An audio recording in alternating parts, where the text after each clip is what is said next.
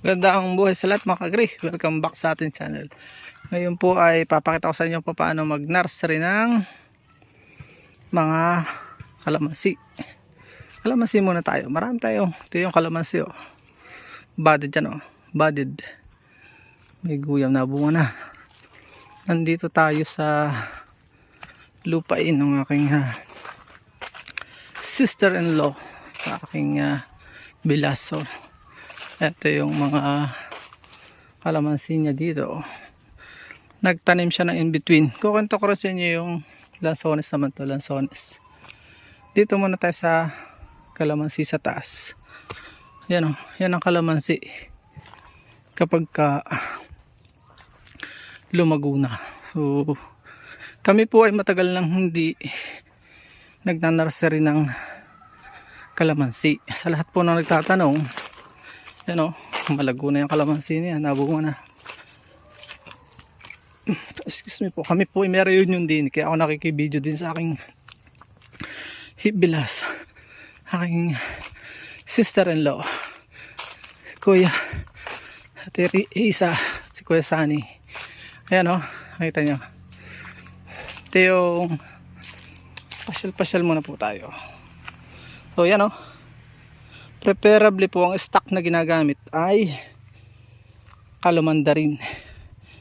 Yung parang pomelo na lang, parang sinturis. Pero hindi sinturis, malalaki siya. Ito, resistant sa peso yan oh. Budding na yan oh. Oh. Budded po yan, budded. Pwede rin grafting. Nakuha ng matured scion. Ginagraft dito. Pero ideally hindi yun. Pinalalaki muna po itong suloy. Palalakihin nyo. At saka nyo puputulin ito. Yun po. Yan yung distance oh. Almost 3 by 3 lang. Tingnan nyo. Nasa 4 by 4 lang yan eh oh. 4 by 4. Actually yan ay estimate na lang. Pero may linya din yan. Yan oh. Kita nyo yan oh. Nagbablur ng aking cellphone. Yun oh. Yun o, ito malalago na. Yun o. Saka pinuputol pagka malago na. Ganyan o. Tingnan nyo po. Malago o. Saka po yan aakatin pagka yung halos may nabulaklak na. Ito pwede na itong akatin. At ililipat po yan sa plastic. Ito naman pinapakita ko sa inyo na naka-plastic. Yan po ay kalilipat ng aking brother-in-law at sister. At ang aking bilas din sa Timiling. Inabot ng tag-ulan, hindi maganda pag tag-ulan yan. Mas prepared ng kalamansi ang tag-araw ilipat. Didiligan mo nga lang at lalagay sa lilom, medyo lilom. So ganyan lang po ang mag-nursery ng ano. Kailangan may area kang ganyan oh. Ganyan kaluwang okay na. At may source ka po ng lupa na paglilipatan. Kung hindi, bumili po kayo sa mga Memorial Garden. Pag naglilibing, mura lang po doon. Hindi naman na alam yan ng mga bumibili. At wala na rin ngayong erhiyang ganon. Yun ay ulumang paniniwala. Yung iba po ay gumagamit ng stock. Ang tawag po dito ay stock. Yung mga binadingan, stock po ang tawag dyan. Yan ang kita nyo. Minsan pagka yan po ay pumalpak, inuulit doon sa kabila. Or dito sa ibabaw. Ganun lang para hindi sayang yung paglago. Kaya mas maganda po ang kalamandarin. Madali siya makarecover kung pumalpak yung unang trial. O yan o. Buhay na sila. Maganda kasi ang kalamandarin. Pwede sa lukban, pwede sa pomelo, pwede sa tawag dito sinturis, any citrus family pwede. Pagka naman po pinapasibol yung ganyan, yung mga seedling niyan na ginag-grab or binabadingan ay kinokuberan po ng plastic. Dahil sensitive sila sa fungus. Tapos pag sumibol na ng kaganon, inaakat. Ito yung ganito lang oh. Ito bansot. Halilipat lang. Ililipat mo na. Yan mga ganyan. 2 to 4 na dahon. Pwede mo na siya ilipat na nakalinya. At yan. Unahin mo siyempre yung badingan yung matured na. Ito. Waiting ito. Babadingan daw ni kuya ng pomelo. So magre-request ako ng at 10 lang. 50 pesos lang ang pomelo dito sa amin. 35 ganyan pagka madamihan o mas mahal. Kaya advantage yung kalumandarin kaysa sa rootstock. Pwede rin ito sa centuries.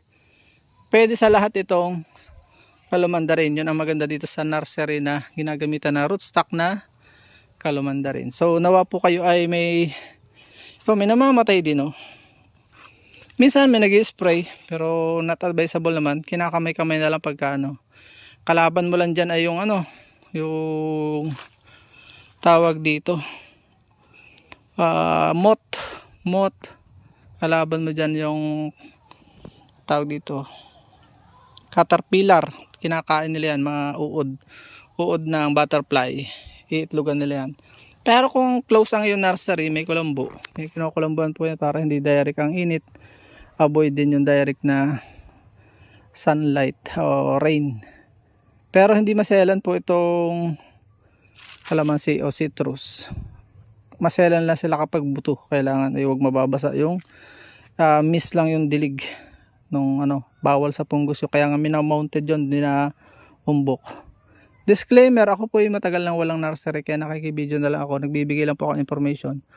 Pero kung bibili po kayo ng ano po, ng mga pananim, dito po ang mina ng mga pananim sa amin sa Victoria Oriental Mindoro. Dito pa nanggagaling yung mga kalimitang pananim sa Batangas, Talisay, Lipa, Tanawan, yan mga galing dito po yan.